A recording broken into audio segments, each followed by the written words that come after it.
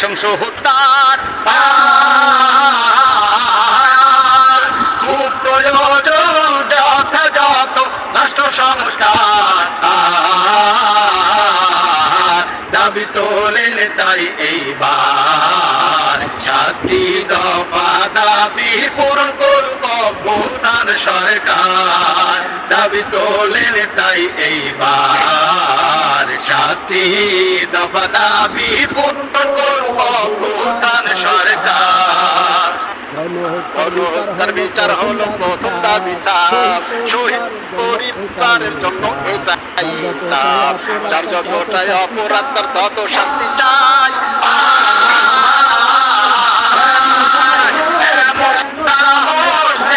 সামনে না করে গো ভাই গণতন্ত্রের জন্য জানি নির্বাচনটা লাগে